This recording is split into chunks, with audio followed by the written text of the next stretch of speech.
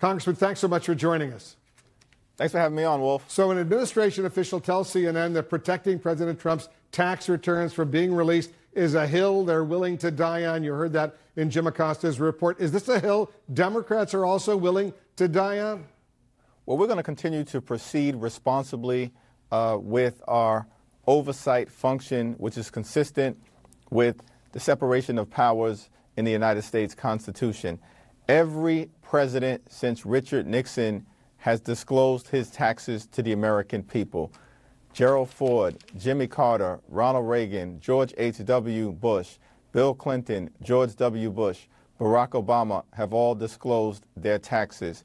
Democrats and Republicans, progressives and conservatives, the left and the right, a singular individual, Donald Trump, is refusing to follow this important practice. We, as a separate and co-equal branch of government, are trying to bring him into compliance. The president's attorney in this letter says that this effort by Democrats, in the attorney's word, is a transparent effort by one political party to harass an official from the other party. Your response to that? Well, Chairman Richie Neal of the Ways and Means Committee is incredibly well respected. He's a thoughtful individual. He's an institutionalist who cares about the House and our role as a separate and co-equal branch of government. We don't work for Donald Trump. We work for the American people. We have a constitutional responsibility to serve as a check and balance on a potentially out-of-control executive branch, and that is what we are doing. That's not the Richie Neal playbook. That's not the Nancy Pelosi playbook. That's the James Madison playbook. Are you completely confident that the courts will side with Congress? I think that the law is pretty clear, as you indicated, Wolf, that the statute says the Secretary of the Treasury shall provide these tax returns upon request from the chair of the Ways and Means Committee. That's not discretionary language. That is mandatory language. No singular individual in this country is above the law. Donald Trump is not above the law. We're hopeful that the Article 3 federal courts will see it our way as well. What exactly do Democrats hope to learn from these 6 years of these tax returns? Well, I think the tax returns that we seek, again, are consistent with the fact that the President of the United States in the past has consistently disclosed these tax returns to the American people so that there can be disclosure, so that there can be some understanding as to whether there are financial interests that would lead someone seeking the office of the presidency or serving in the office of the presidency to be distracted by other interests that don't clearly relate to the well-being of the American people. And that's what this is all about. We're going to continue to focus on the kitchen table issues of importance to the American people. Richie Neal has led the effort to help protect the Affordable Care Act and people with pre-existing conditions. At the same time, we have a separate oversight lane, and that's what we're doing. Should all presidential candidates be required by law, a new law obviously, to release their tax returns?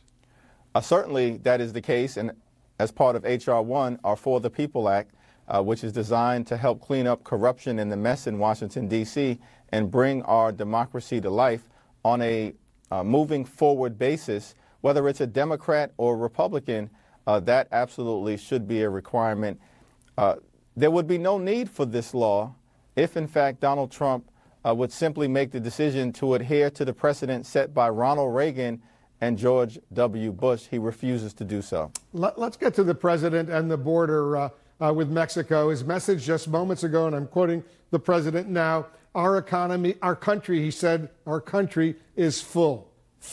What's your reaction to that?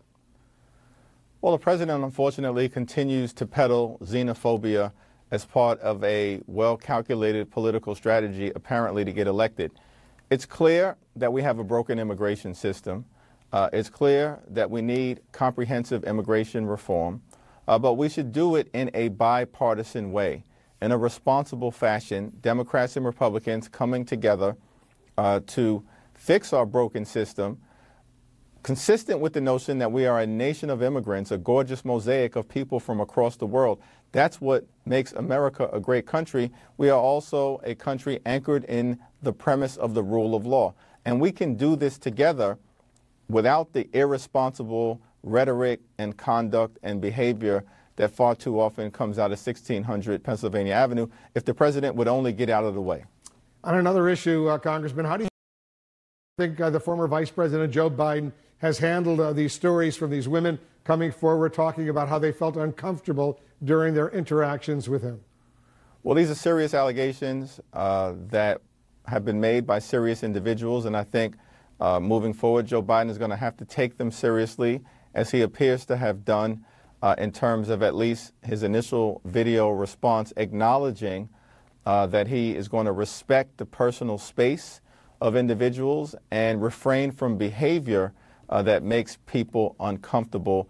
That's the right thing to do, and now he has to carry it out as he moves forward, either as a candidate or as a former vice president. Congressman Hakeem Jeffries of New York, thanks so much for joining us. Thank you very much, Wolf.